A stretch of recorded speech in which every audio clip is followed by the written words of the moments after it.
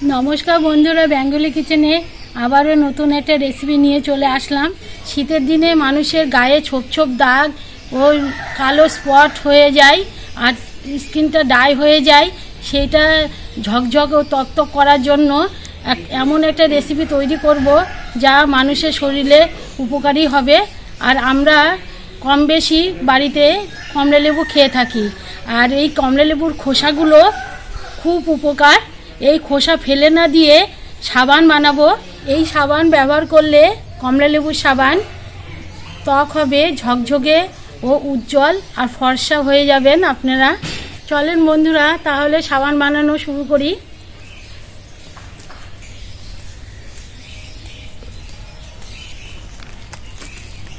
এবার কমলা লেবুটা ছাড়িয়ে নেব।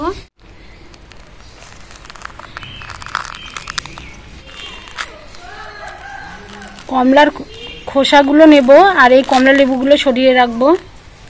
দেখুন বন্ধুরা কমলা লেবুর খোসার মধ্যে এরকম যে সাদা সাদা স্পটগুলো আছে এইগুলো এবার চামচ দিয়ে আমি এরকম চেঁচে নেব। ভালো করে এই কমলা লেবুর খোসার মধ্যে পরিষ্কার করে নিতে হবে, নয়তো কালারটা ভালো আসবে না।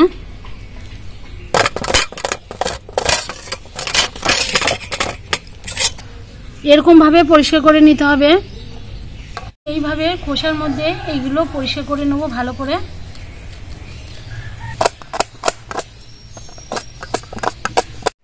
খোসাগুলো ভালো করে পরিষ্কার করে নিয়েছি। এবার মিক্সি গ্রাইন্ডারের মধ্যে দিয়ে দেব। হাত দিয়ে এরকম টুকরো টুকরো করে নিয়ে নেব। টুকরো করে নিলে সুবিধা হবে, তার জন্য এইভাবে টুকরো করে দিচ্ছি।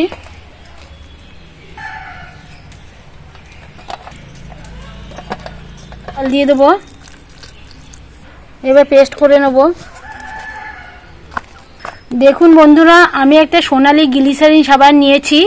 আপনাদের কাছে যদি গ্লিসারিন সাবান না থাকে একটা সোপ বেস নিয়ে আসবেন, সাবান বানানো খুবই ভালো হয়। আমি এই সাবানটা এবার কেটে নেব, এইভাবে টুকরো টুকরো করে নেব।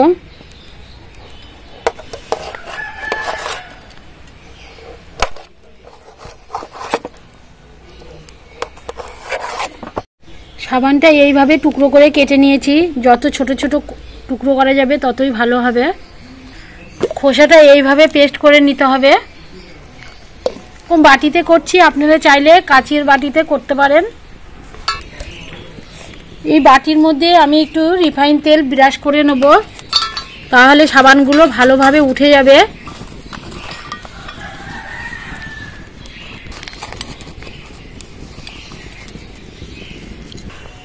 উনুনটা ধরিয়ে নিয়েছি, এবার কড়াইটা বসিয়ে দেবো। ছোট্ট একটা কড়াই নিয়েছি, এবার কড়াইয়ের মধ্যে জল দিয়ে দেবো। আমি এরকম একটা সিলভারের ছোট বাটি নিয়েছি, এবার সাবানগুলো তুলে নেব।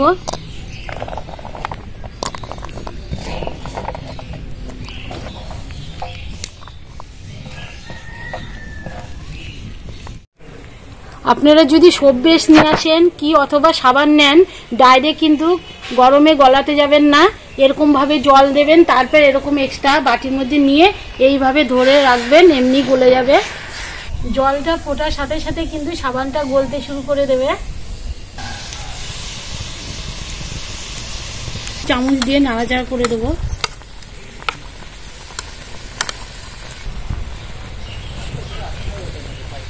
সাবানটা গলে গেছে, এবার পেস্টটা ঢেলে দেবো।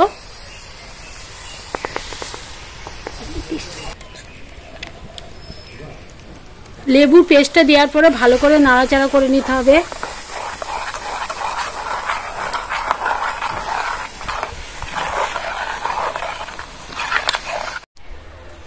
বন্ধুরা মিশ্রণটা ফুটে উঠে গেছে, এবার নামিয়ে নেব।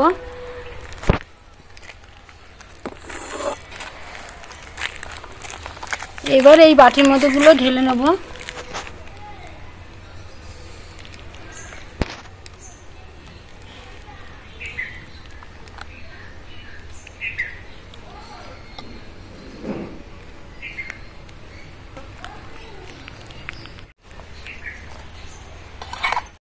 মিশ্রণটা ঢালার পরে আমি এইভাবে 2 ঘন্টা রেস্টে রেখে দেব। 2 ঘন্টা পরে আবার ফিরে আসছি। নাড়াচাড়া করা যাবে না, সমতল জায়গায় রেখে দিতে হবে 2 ঘন্টার জন্য। 2 ঘন্টা পরেই জমে যাবে। বন্ধুরা, প্রায় 2 ঘন্টা পরে আপনাদের সামনে আবার ফিরে এসেছি। সাবানটা কত সুন্দরভাবে বসে শক্ত হয়ে গেছে।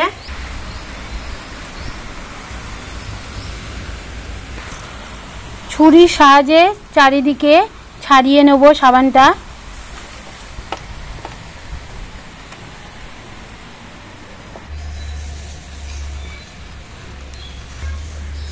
দেখুন কত সুন্দরভাবে সাবানটা বসেছে। আমি এবার ছুরিটা দিয়ে চারিদিকে এরকমভাবে ছাড়িয়ে নিলে সাবানটা তাড়াতাড়ি উঠে যাবে।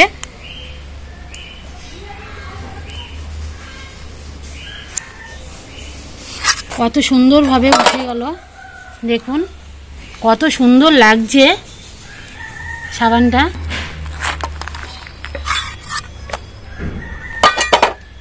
সাবানের পেছনটা দেখুন, দেখতে কত দারুণ লাগছে।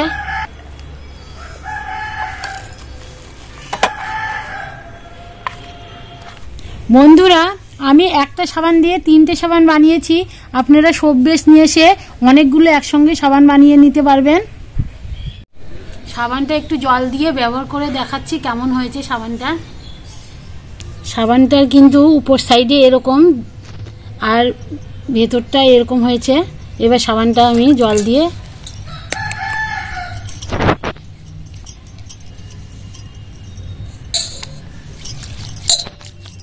দেখুন কত সুন্দর ফেনা হচ্ছে। সাবানটা ব্যবহার করলে ত্বক হবে ফর্সা, উজ্জ্বল, আর ড্রাই স্কিন থাকলে মসৃণ হয়ে যাবে। দেখলেন তো কত সুন্দর হয়েছে, কত সুন্দর ঝকঝক তকতক করছে। সাবানের ভিডিওটা কেমন লেগেছে আপনার কমেন্ট বক্সে অবশ্যই জানাবেন। আর যে সকল বন্ধুরা আমাদের চ্যানেলটাকে এখনো সাবস্ক্রাইব করেনি, অতি অবশ্যই চ্যানেলটাকে নতুন নতুন রেসিপি দেখার জন্য চ্যানেলটাকে সাবস্ক্রাইব করে নেবেন। যদি বাড়িতে সাবান বানান তাহলে অতি অবশ্যই কমেন্ট বক্সে জানাবেন সাবানটা কেমন হয়েছে। আর যারা ফেসবুক পেজ থেকে দেখছেন পেজটাকে ফলো করে নেবেন, চ্যানেল থেকে দেখছেন চ্যানেলটাকে সাবস্ক্রাইব করে নেবেন। আজকের মতো এখানেই রেসিপিটা শেষ করলাম। সুস্থ থাকবেন, ভালো থাকবেন, দেখা হবে নতুন কোনো একটা নতুন রেসিপির সঙ্গে।